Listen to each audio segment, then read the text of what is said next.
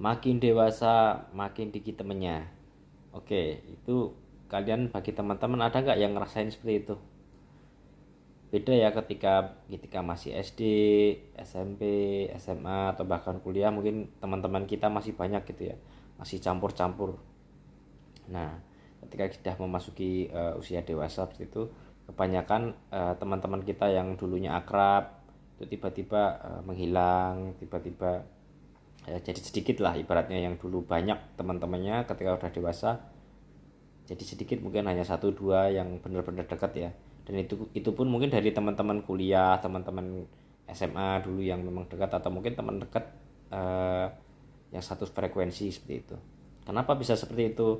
Oke, karena makin dewasa kita makin ditunjukkan dengan kepentingan-kepentingan masing-masing seperti itu ya. Kalau dari SD, SMP, SMA kan masih satu kepentingan tuh, satu eh, hanya belajar gitu ya, tujuannya masih belajar, dan kepentingannya itu juga masih sering ketemu juga di satu circle itu sering ketemu, dan frekuensinya kan masih campur-campur tuh, kita masih belum punya pendirian ya, masih teman ikut sono kita juga ikut-ikutan, teman main ini kita juga ikut-ikutan gitu ya. Jadi pendirian pun masih masih mencari jati diri gitu. Beda kalau hal sudah orang sudah dewasa gitu, kita sudah mempunyai pendirian sendiri ya, sudah mantap seperti itu, kita akan menjadi orang yang seperti apa.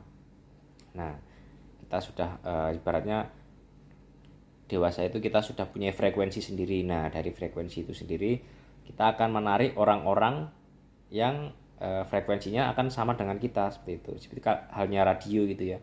Kita punya frekuensi di berapa nih. Nah, mungkin cocoknya di frekuensi ini seperti radio, maka akan nangkap juga orang-orang di sekitar yang frekuensinya sama kayak kita, mungkin dari sisi sifatnya sama, kepribadiannya sama, atau mungkin dari kesehariannya sama, mungkin seperti itu. Dari frekuensi itu maka teman-teman kita akan mendekat ke kita gitu. Mungkin dari sisi dewasa mungkin hanya dikit ya yang